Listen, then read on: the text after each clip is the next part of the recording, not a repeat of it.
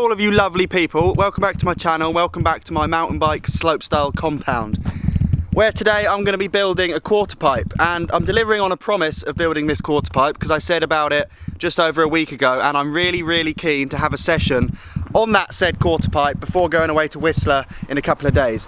I used to have a quarter pipe there, a really big one, and the way it was built was it was basically just a load of plywood lent up against the clay and the mud that's here. So as you can imagine, and as is the story of this place, the plywood didn't last very long. In fact, it rotted every month. So what I've done is dug out that whole section with a machine whilst building the airbag setup while I had the digger. And that means I'm going to be able to build a freestanding quarter pipe like all of the takeoffs here, like this takeoff over here. I'm going to be able to have a freestanding quarter pipe so the air can circulate around it. It should last for at least a year and we can have good sessions. The landing of the quarter pipe, if you air to the right, is shared with the drop up top, and I'll have a landing on the left. So I personally go right, but I'd love to learn opposite tricks for competitions going left. That's the goal. Now I'm going to build the ramp and I'm going to talk you through the process, but mostly I'm in a rush to get this thing built, get some mulch and get riding. So this is a build and ride video. Right, building a quarter pipe then. So this is very similar to how I've always built my ramps. All of my ramps I've used the same process, the same technique to build, but a quarter pipe is actually easier to get the dimensions and understand the radius, the heights and everything you need, because a quarter pipe is literally a quarter of a pipe. It's a quarter of a circle. So if it's vertical, you're taking 25% of a whole circle. Now that might seem extremely obvious, but it really helps with deciding on the radius. I've built a lot of ramps over the years using different radiuses. Like that one there's 8 foot tall, it's got a 14-foot radius, that makes it quite steep. You use continuous radiuses, sometimes you have flattened tops, you have changing radiuses as you go up. The radius is obviously the distance from the center of a circle to the outside. So a quarter pipe is very easy. If it's 25% of a circle and you want a vertical quarter pipe, the radius has to be exactly the height of the quarter pipe, which, if you think about that in your head, might be confusing. But if you draw a line from one point straight down, and then that point's on a piece of string, and go a quarter of a circle, you're now going to be the length of that piece of string off the ground, because you were pointing down, now you're pointing exactly neutral, horizontal, so you've gained the height of that piece of string. And we're going to do that very simply by using an 8-foot sheet of ply vertically and an 8-foot sheet of ply horizontally. That's kind of my template to draw this radius on, and conveniently my quarter pipe's going to be 8 foot tall. So when that piece of string with a pencil on the end reaches the top of that upright piece of ply, I've got a vertical quarter pipe. The only confusing factor in this is I don't want the quarter pipe to be vertical. In fact, vert ramps are very rare, and when they do exist they're very tall, usually 14 feet tall, which is, what's that in meters? A lot of meters. How tall is 14 feet? Divided by 3 and add a bit, so that's 4.5 meters? Very big indeed. The reason you don't really want a vertical quarter pipe is you can't actively pop. The quarter pipe does all the work. It sends you up in the air, if not backwards. So any pop for tricks like flares where you need to pull out of the ramp, you will land at the bottom of the ramp, guaranteed. And I don't want that. I want to land at the top of the nice mulch landing so I can ride down and feel like a real champion. Okay, so in order to make the quarter pipe not vertical, all we have to do is increase the length of the radius. Increase the radius so that by the time you get to 8 foot high, you haven't come 25% of a circle. You haven't got to a quarter of a pipe, and therefore you're not fully vertical. So I'm going to use an 8 foot 8 inches radius, close to 9 foot, using that piece of timber here. This piece of timber. The reason being, string stretches, rope stretches a bit, and you end up getting this rough, bumpy line. That's going to be solid. That's my radius. These are my pieces of wood. I'll show you now, but I'm going to attach the piece of wood here, put the pen on the end, and draw an arc that meets the top of that sheet of ply. That is the side of my ramp, and you only have to do that once. You need to take all the time to get this right, because you only have to do it once. Once you've got one side done, you can just draw it, scribe it, follow it as a template for all the other sides you ever have to build. Good news. So let's do it. Let's do it.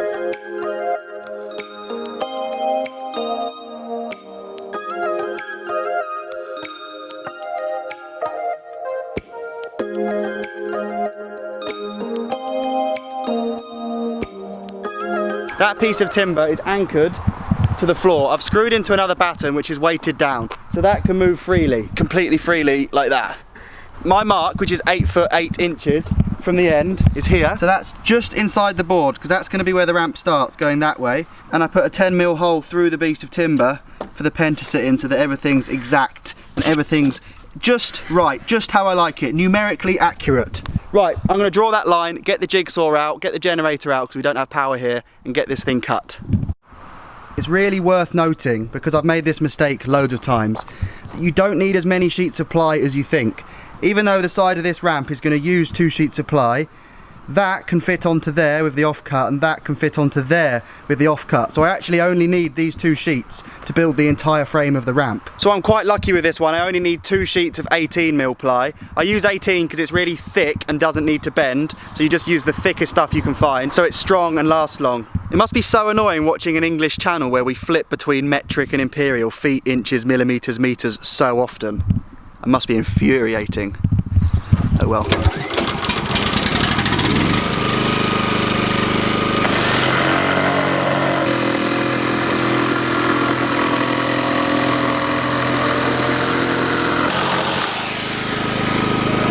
That's 1 of 4.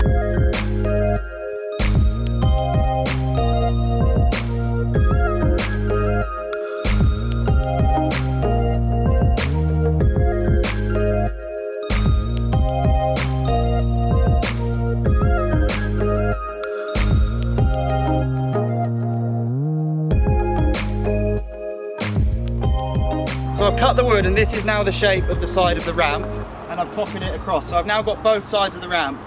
Looking at it, it actually looks a little bit steep, probably. It probably is too steep. But as I said before, it's better to build it too steep because you can always open up the angle just by buzzing a bit off the top or draw a whole new line with a longer radius. So now the next thing, you have to get your battens, which are these lengths here, these timbers, cut them to the length of which you want your ramp to be wide. So however wide you want your ramp to be, that's how long you cut them. So my ramp's going to be the exact width of a sheet of ply, 4 foot wide. Well, they're all going to get cut to 4 foot. That's the strengthening battens to build the whole skeleton, the whole frame of this ramp. And we're going to fire it in there. This is the fast and fun bit. Let the time lapse begin.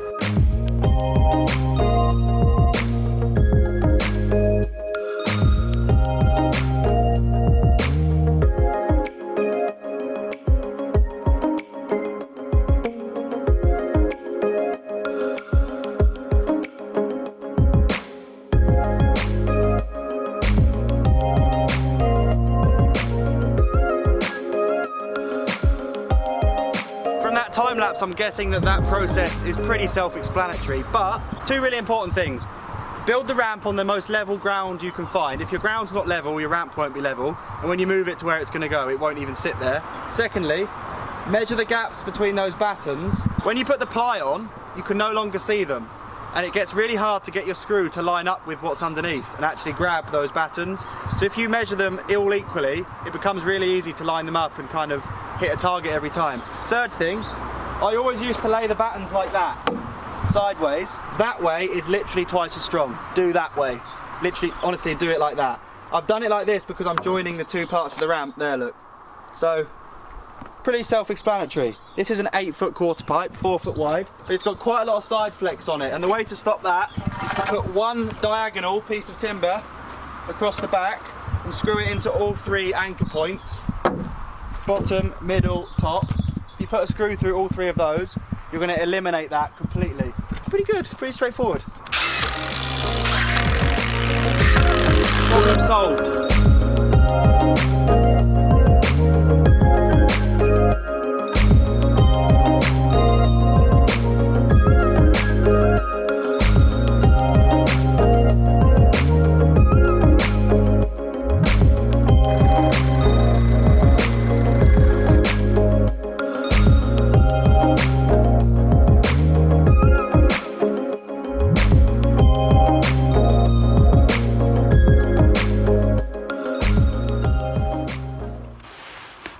Doing when they built the pyramids.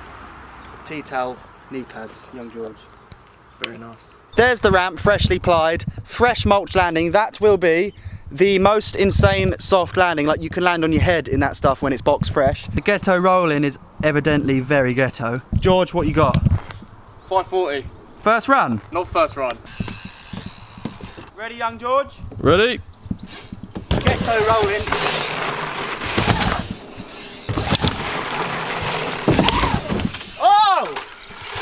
soft is that landing? George, you're gonna have a great time. This is gonna be such an insight for you into how tricks are properly trained in a safe manner. Go on, George. Uh-oh. Come on! You made it! Yes!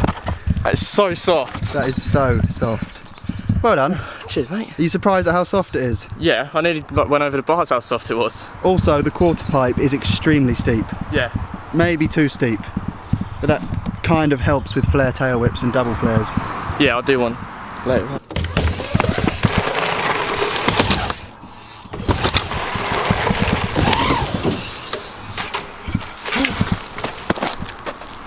I missed the mulch!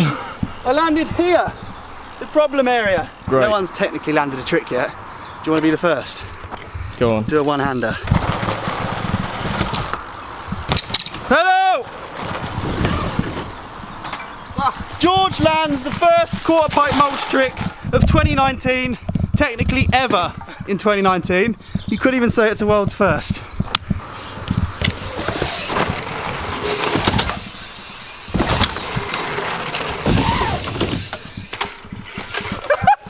It's that soft! It's unbelievable.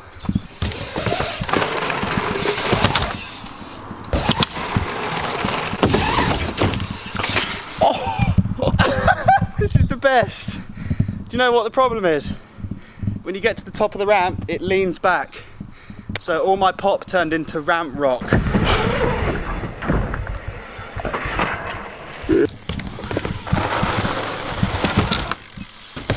That was better. Oh my word, you did a perfect 3! Right, you are close to learning 5s now, today. Imminent. That is doable. Yeah, you looked, right, what you did is when you got to 360, you just looked dead ahead because that's what you know and that's how you 3. Just keep turning to... Yeah, George.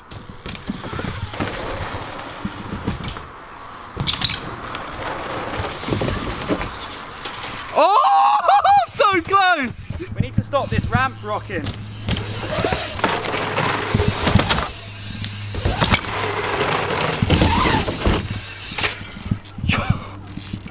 Yeah, that counts, I'm taking that. I may also add that Gusset have sent me the most coolest saddle that matches this frame.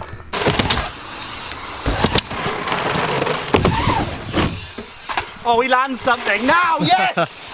Let's go, George. Keep spinning. Pedal! Oh, he's dead. Mate, thank God for mulch.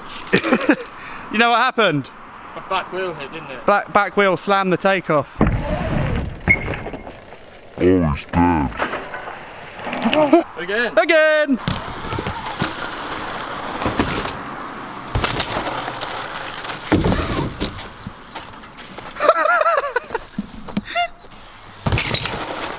Get it, George. We need to upgrade our quarter pipe with some strengthening braces. It's like, it's got serious rock on, and that the effort you put in and the energy you input into your trick, you lose through the ramp moving. It's far from ideal. It actually makes it really difficult to do stuff like well. Go on, mate. Oh, close.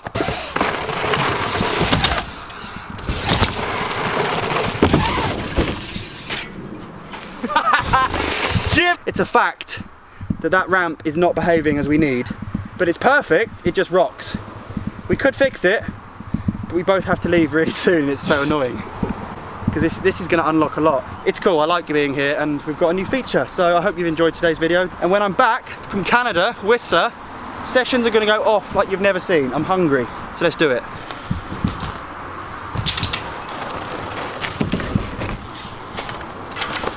Oh.